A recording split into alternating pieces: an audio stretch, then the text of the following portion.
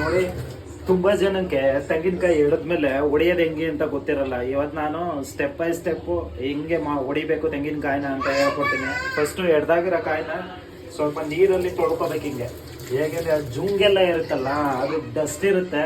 So ನೀಟಾಗಿ ತೊಳೆದಾದ್ಮೇಲೆ ಹಿಂಗೆ ಇಟ್ಕೋಬೇಕು. ಹಿಂಗೆ ಒಂದೆರಡು ಸಲ ಹಿಂಗೆ ಟ್ರಯಲ್ ನೋಡಬೇಕು. ಏಕೆಂದ್ರೆ ಅದು ನೇರಕ್ಕೆ ಬೀಳ್ಬೇಕು, ಇಲ್ಲಾಂದ್ರೆ ಹಿಂಗೆ ಬಿದ್ಬಿಡುತ್ತೆ, ಇಲ್ಲ ಹಿಂಗೆ ಬಿದ್ಬಿಡುತ್ತೆ. ಒಂದೆರಡು ಸಲ ಹಿಂಗೆ ಹೊಡಿಬೇಕು, ಹಿಂಗೆ ಹೊಡಿಬೇಕು, ಹಿಂಗೆ ಹೊಡಿಬೇಕು. ಆಮೇಲೆ ಹಿಂಗೆ ಇಟ್ಕೊಬಿಟ್ಟು ಬಟ್ಲು ತಗೊಳ್ಳಿ, ಲೋಟ ಬಿಡಿ. ಏಕೆಂದ್ರೆ ಎಳ್ನೀರು ಚೆಲ್ಲೋಗ್ಬಿಡುತ್ತೆ.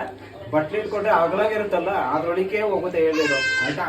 ಹಿಂಗೆ ಇಟ್ಕೊಬಿಟ್ಟು ಒಂದು ಎರಡು ನೋಡಿ ಎಳ್ನೀರು ಬಂದೇ ಬಿಡ್ತು. ನೋಡಿ, ಒಂಚೂರು ಚೆಲ್ಲಿಲ್ಲ, ಬಟ್ಲು ಅಗಲಾಗಿತ್ತಲ್ಲ, ಫುಲ್ ಸೇಫ್ ಆಯ್ತು. ಹಿಂಗೆ ಎಳೀರಿ. ನೋಡಿ ಏನು ಸೂಪರ್ ಆಗಿ ಬಂದಿದೆ ಕಾಯಿ. ಇದೇ ಮೆಥಡ್ ಯೂಸ್ ಮಾಡಿ ತೆಂಗಿನಕಾಯಿ ಹೊಡೆಯೋದಕ್ಕೆ. ವಿಡಿಯೋನ ಆದಷ್ಟು ಎಲ್ರಿಗೂ ಶೇರ್ ಮಾಡಿ. ಈ ಥರ ಒಳ್ಳೊಳ್ಳೆ ವೀಡಿಯೋಸ್ಗೋಸ್ಕರ ನನ್ನ ಪೇಜನ್ನು ಫಾಲೋ ಮಾಡಿ.